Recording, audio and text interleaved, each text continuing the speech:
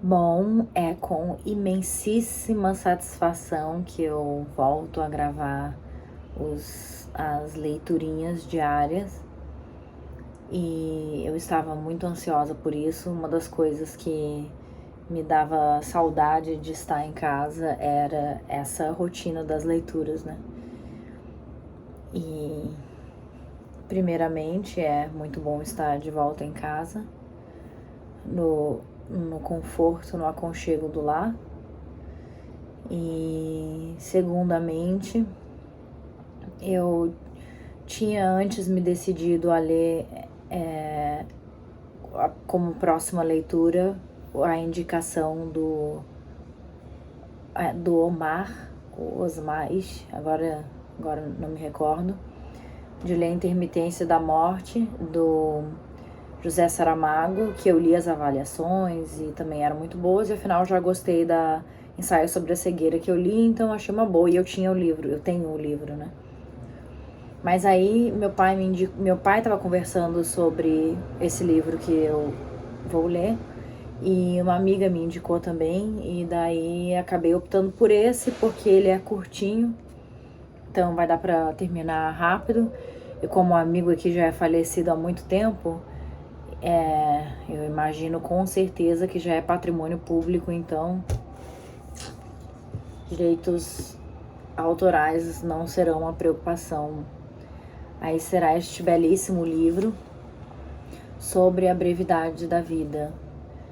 E eu já adianto que quando eu leio livros assim de filosofia, eu geralmente fico mais assim contemplativa e vou fazer anotações, então é isso.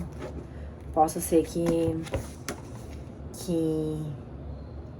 eu leia ainda mais calma do que eu já leio, mas é isso. Estou muito feliz de estar aqui de volta.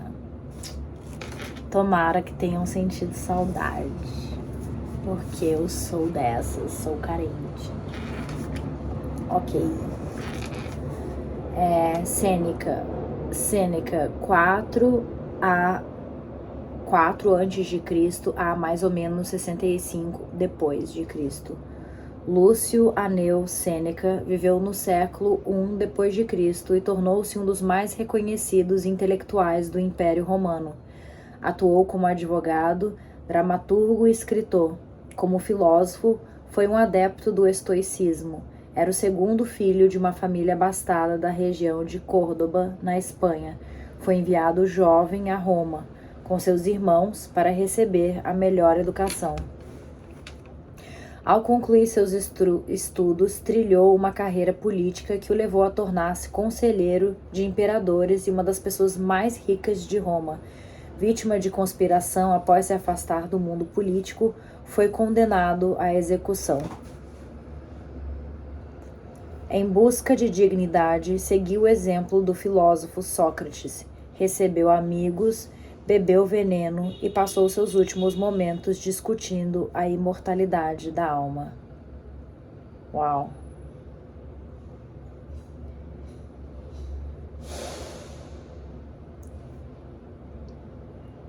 Uau! Ok. Sobre a brevidade da vida.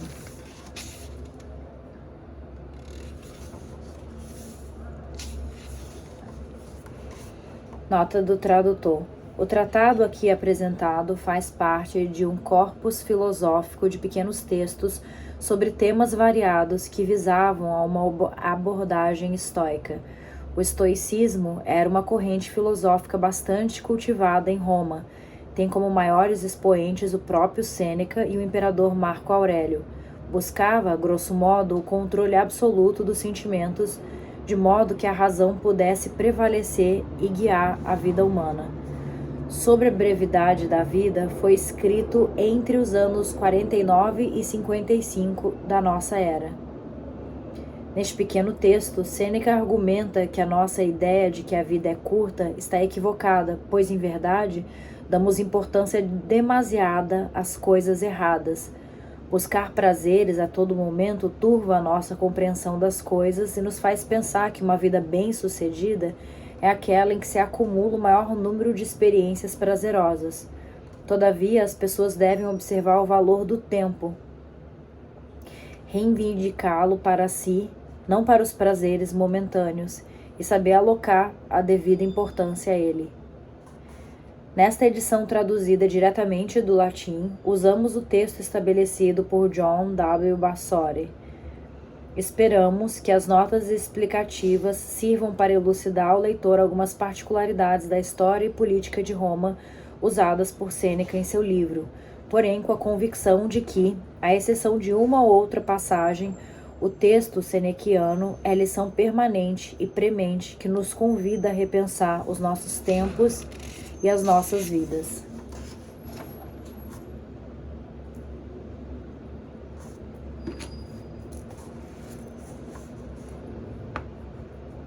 Não é fácil o caminho da terra aos astros. Sêneca, Hércules Furioso, volume 437. Introdução. Lúcio Aneu Sêneca é um nome incontornável quando pensamos na filosofia e na literatura antiga.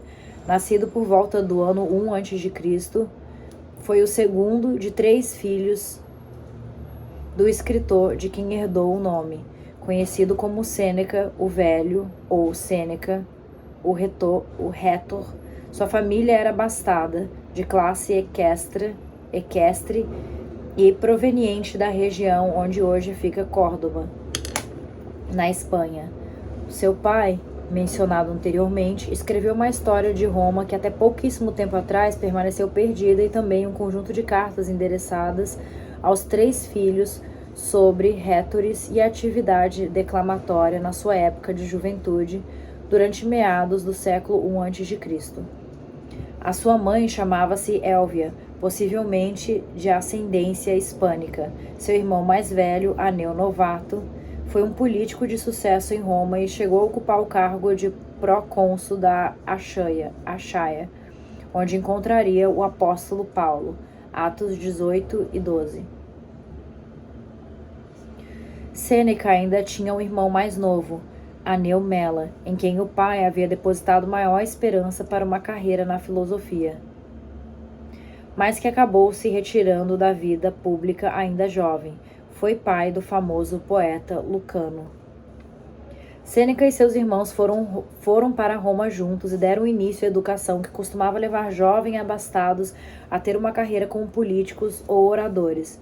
No decorrer de seus estudos, os alunos eram apresentados e estimulados a refletir a respeito de muitas obras literárias, históricas e exercícios retóricos, um dos quais a declamação, sobre a qual seu pai haveria de escrever a respeito. Paralelamente, Sêneca também teve muitos professores de filosofia, tanto latinos como gregos, que lhe apresentaram doutrinas variadas, certamente componentes do cabedal filosófico dos seus textos, mesmo sendo o estoicismo para ele a mais cara dessas doutrinas. Sêneca trilhou a carreira política por 11 anos, ao passo que escrevia suas primeiras obras filosóficas, físicas e literárias. Chegou a ocupar o cargo de questor quando intrigas palacianas com o imperador Calígula quase o condenaram à morte. Após a morte de Gaio Calígula e a ascensão de Cláudio à cabeça do império, Sêneca foi condenado ao exílio por um suposto crime de adultério envolvendo Júlia Lívila, uma das irmãs de Calígula. Permaneceu exilado na Córcega até o ano 49, quando Agripina, a mãe do imperador Nero, conseguiu uma permissão para que Sêneca retornasse a Roma, servisse de tutor ao filho e ocupasse o cargo de pretor. O exílio talvez tenha sido uma causa maior do que apenas a acusação de adultério. Sugeriu-se que as visões de Sêneca sobre o tipo de governo que se desenvolvia em Roma foram, de fato, as causadoras da ira de Calígula. Afinal, em seus textos escritos durante o exílio, Sêneca advoga por um governo menos autocrático e, inclusive, elogia 2 proeminentes figuras que se opuseram a Júlio César, Marco Júnior Bruto e Marco Cláudio Marcelo. Esse posicionamento, sem dúvida, não combinaria com o estilo de governo proposto por seu pupilo Nero. De acordo com Suetônio, Vida de Nero 52, o futuro imperador não recebeu aulas de filosofia de Sêneca, pois a sua mãe, Agripina, julgava que esses estudos fossem inapropriados à posição de cabeça do império. Assim, no ano 54, Nero tornou-se imperador aos 17 anos. E seus principais conselheiros eram Sêneca e Sexto Afrânio Burro. Sêneca escrevia discursos para o imperador, bem como influenciava em posições políticas dos rumos do império. Em seu primeiro discurso no Senado, por exemplo, Nero declarou que planejava restaurar os poderes daquela instância que haviam se corroído com o tempo, numa tentativa de retornar a importância do Senado como fora durante o Principado de Augusto.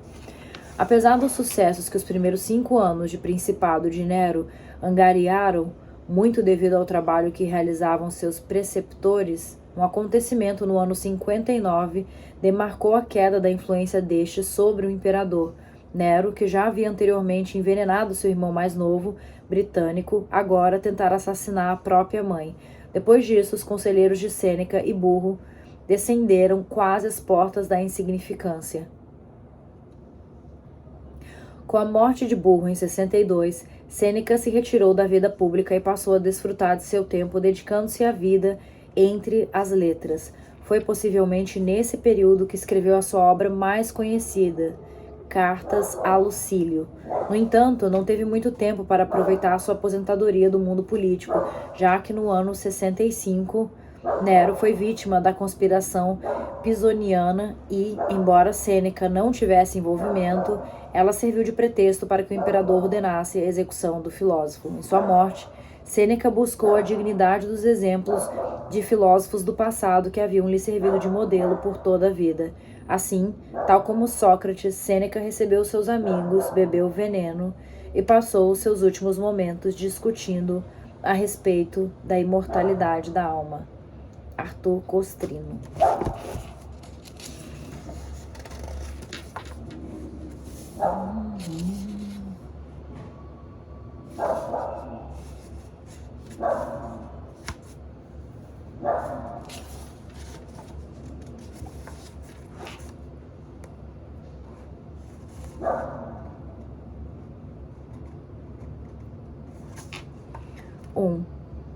A maior parte dos mortais, Paulino, lamenta-se sobre a maldade da natureza, porque nascemos para viver poucos anos, e este espaço de tempo que nos é dado passa tão rápido, tão velozmente, que com poucas exceções a vida abandona os demais enquanto se preparam para viver.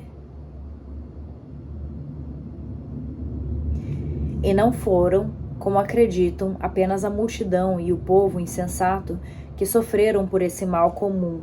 O sentimento evocou reclamações também de homens ilustres.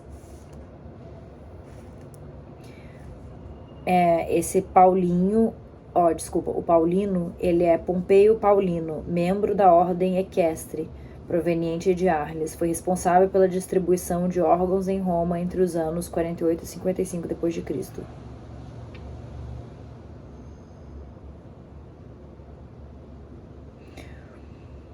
Por isso, aquela famosa máxima do maior dos médicos: a vida é breve, a arte longa.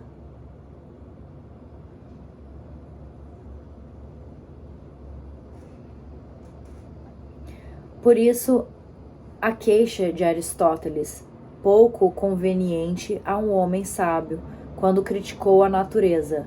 Ela concedeu aos animais tanto tempo que podem durar 5 ou 10 gerações, mas ao homem, nascido para grandes e muitas realizações, ela estabeleceu um limite muito mais breve. Não temos a obra da qual Sêneca supostamente retirou a citação. No entanto, Cícero, em suas disputas tusculanas, atribuiu citação quase idêntica a Teofrasto, discípulo e sucessor de Aristóteles como chefe da escola peripatética. Não sabemos se Sêneca se confundiu ou trocou o autor da citação propositalmente. Vale ressaltar que o conceito de autoria na antiguidade era diferente do nosso, de modo que é possível atribuir ao nome mais expoente de determinada escola uma citação composta por algum outro membro dessa escola.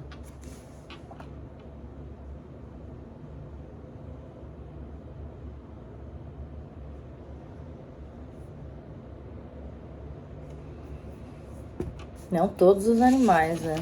Mas ok. Não temos pouco tempo, mas desperdiçamos muito.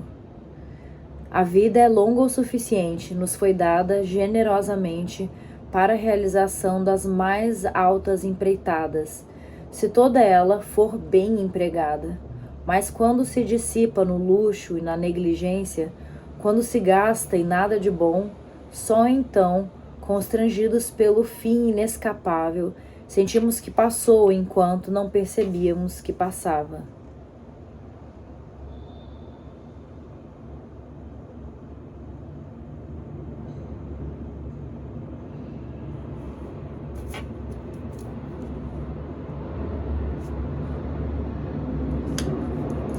É assim, não recebemos uma vida breve, mas a tornamos, e não somos carentes, mas pródigos.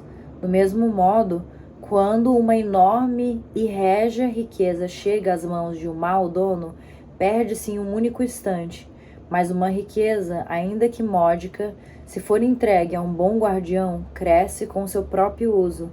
Assim também a nossa existência muito se expande para quem dispõe bem dela.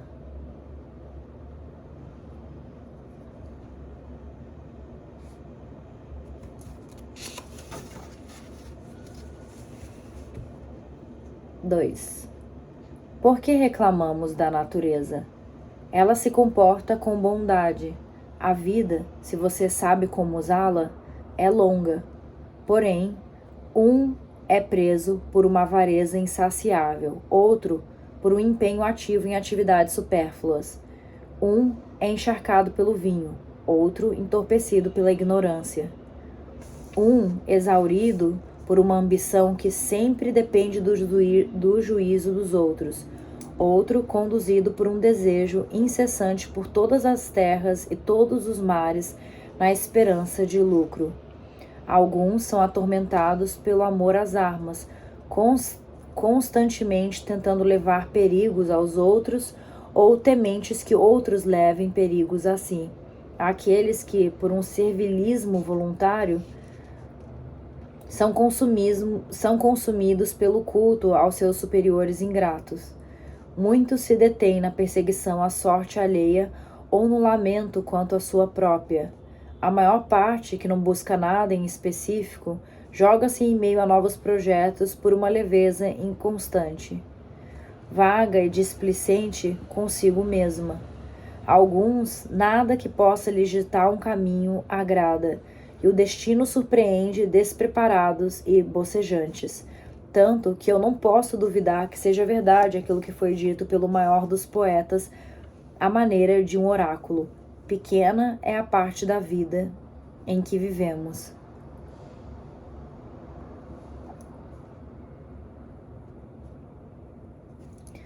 Tudo que resta, de fato, não é vida, mas tempo.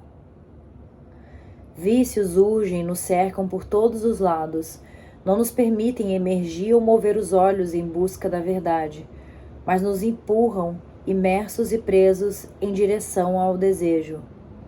Nunca lhes é permitido voltar a si mesmos. Se alguma vez, por acaso, algum sossego os toca, eles se agitam como se em alto mar em que depois do vento ainda há turbulência, pois seus desejos nunca lhes dão repouso.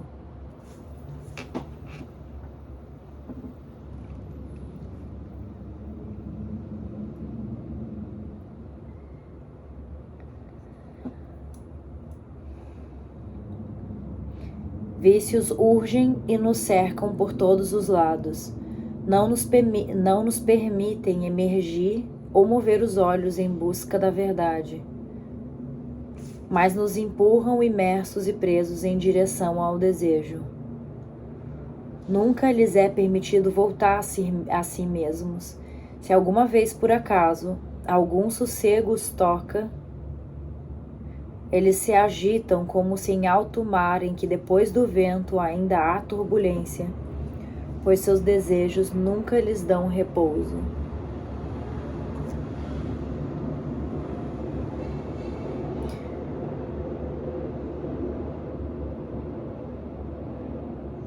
Caraca, né?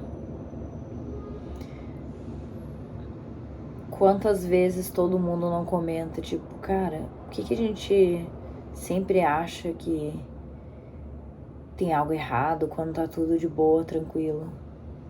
A gente nem para pra desfrutar, né? Fica pensando, ih, vai passar aí, né? Vários quaisquer outros pensamentos, sem ser o de ficar ali curtindo o sossego, né?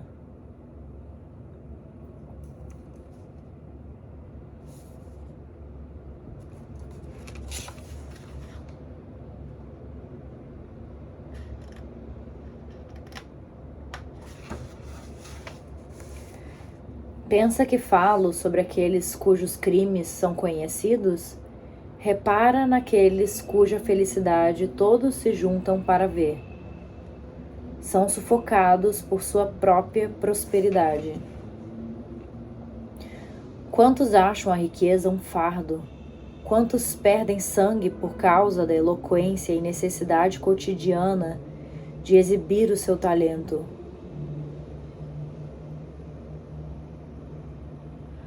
Quantos empalidecem por causa de volúpias desenfreadas? Quantos deixam de ser livres por conta da quantidade de clientes que os cercam? Finalmente observa todos estes, desde os mais humildes aos mais poderosos. Estes procuram quem os represente. Aqueles aceitam. O outro é julgado. Outro defende. Aquele julga. Ninguém faz caso de si mesmo. Um se consome no outro.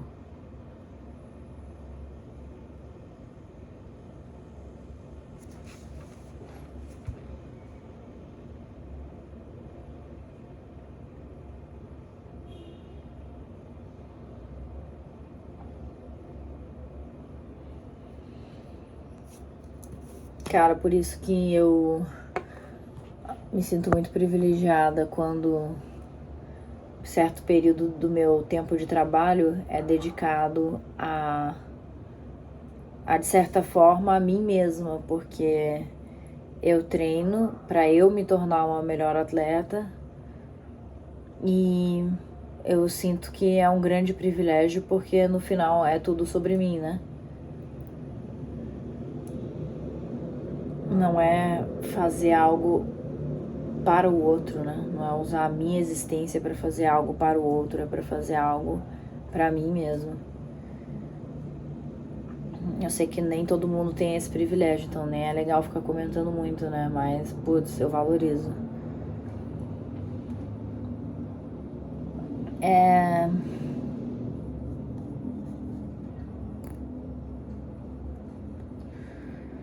Busca saber sobre estes cujos nomes são conhecidos de cor. Verás que eles se distinguem pelos seguintes fatores. Um segue fulano, cicrano segue beltrano, ninguém é de si próprio.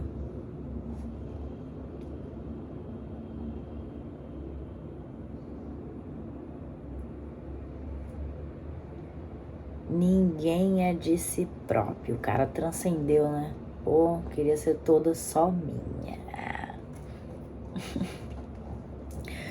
Portanto, é completamente insana a indignação de alguns. Reclamam por causa do desprezo dos superiores, porque estes não tiveram tempo quando queriam ter com eles. Alguém que nunca tem tempo para si mesmo ousa reclamar da soberba de outro? Caraca, cara, esse cara transcende muito. Caramba.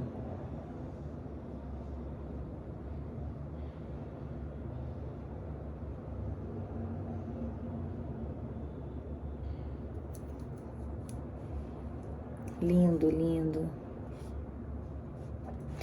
No entanto, de tempos em tempos, aquele olhou para você, Quem quer que você seja, ainda que um semblante insolente, ele emprestou os ouvidos às suas palavras, deu-lhe um lugar ao seu lado, mas você nunca lhe dignou olhar para si ou ouvir a si mesmo. Portanto, não há motivo para que impute a alguém essas obrigações, uma vez que quando você as fazia, não era porque queria a companhia de outro, mas porque não poderia estar consigo mesmo.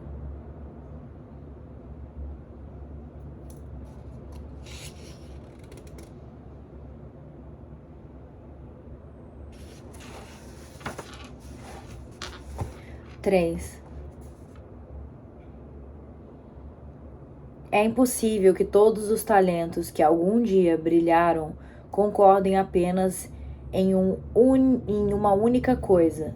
Nunca se espantarão o suficiente diante desta neblina das mentes humanas. Não permitem que ninguém ocupe seus imóveis e, se há uma pequena disputa sobre o limite de suas propriedades, correm as armas e as pedras, mas permitem que outros se intrometam em sua vida, e até mesmo convidando aqueles que serão donos dela. Não se encontra ninguém que queira dividir o seu dinheiro. Já a vida, quanto cada um entre muitos a distribui.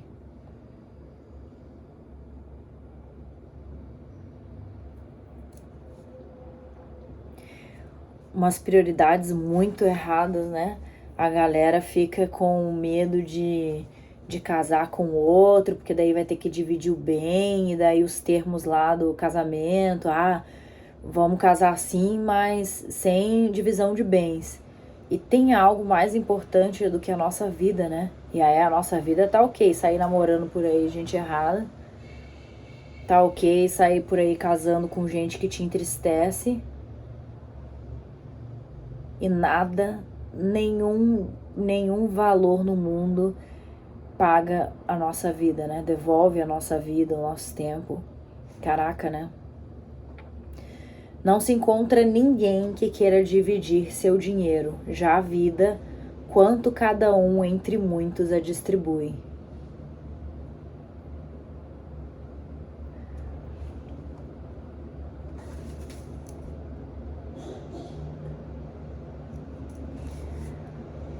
São sovinas quando se trata de gastar o patrimônio, ao passo que, com relação a gastar o tempo, são perdularíssimos com a única coisa em que é justo ser avarento.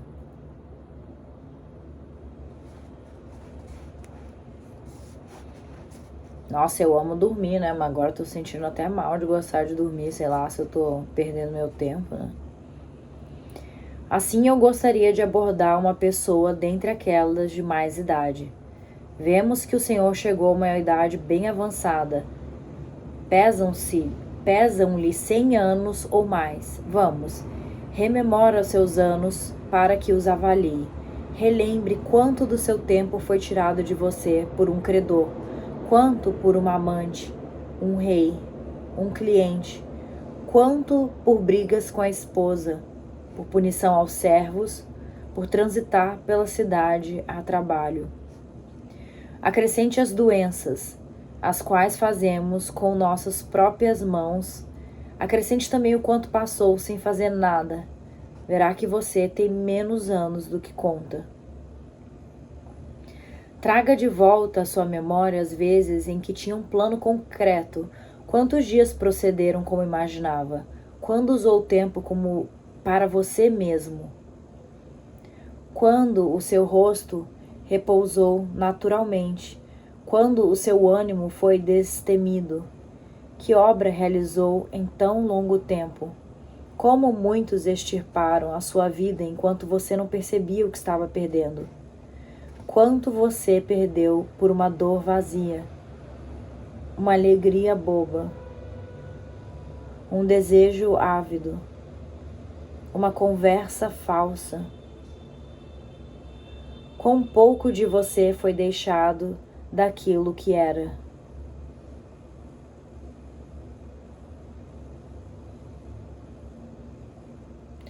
Você entenderá que morria de modo prematuro.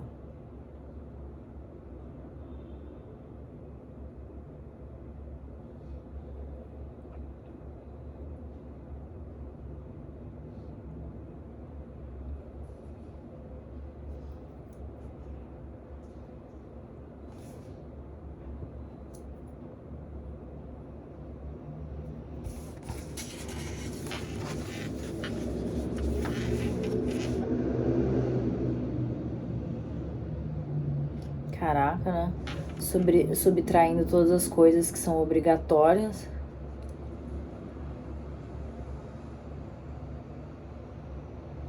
Quanto, né, da minha vida eu fico por conta de fazer o que eu quero.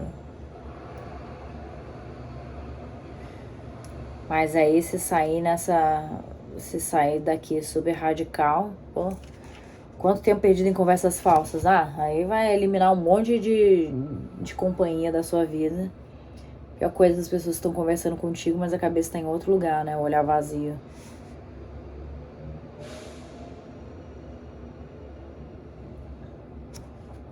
Hoje, inclusive, estava almoçando no trabalho, né? Com uns 3 jovens de uma nova equipe esportiva que eu vou fazer parte.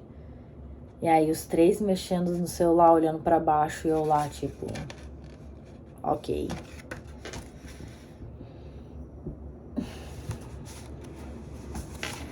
Qual é então a causa disso? Vocês vivem como se fossem viver para sempre. A sua fragilidade nunca os socorreu. Não observaram quanto tempo já havia transcorrido, mas o desperdiçam como se sua fonte fosse cheia e transbordante. Nesse interim, aquele mesmo dia que é doado a uma outra pessoa, a uma outra coisa, talvez seja o último.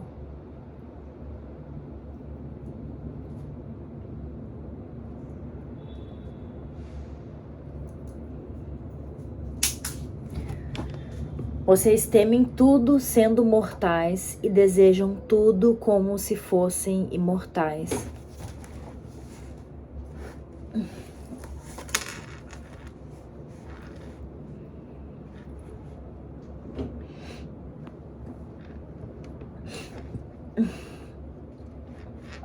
Vocês temem tudo sendo mortais e desejam tudo como se fossem imortais.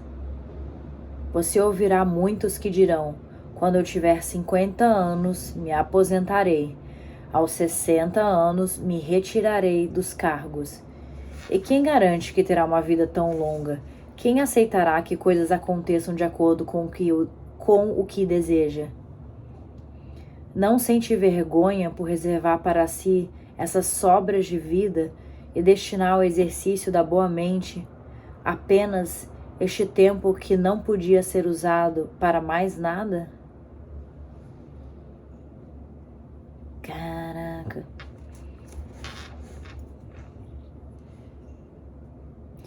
Não sente vergonha por reservar para si essas sobras de vida e destinar ao exercício da boa mente apenas este tempo que não podia ser usado para mais nada?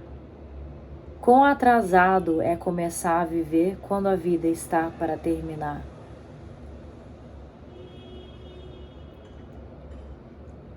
Caraca, é tapa atrás de tapa sem intervalo. Como é estúpido esse esquecimento da mortalidade e deixar os melhores planos para os 50 e 60 anos e ainda querer começar a vida em um ponto ao qual poucos chegaram.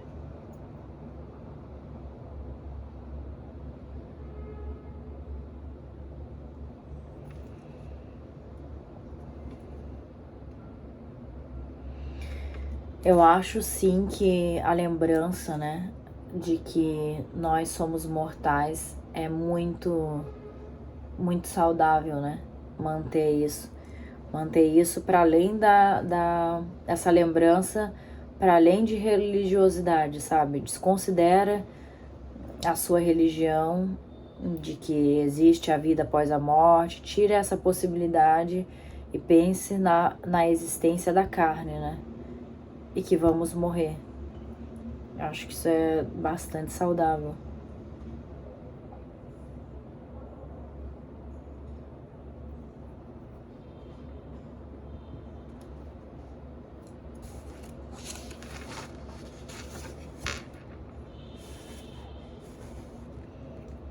Bom, é isso. 30 minutos. Continuamos amanhã.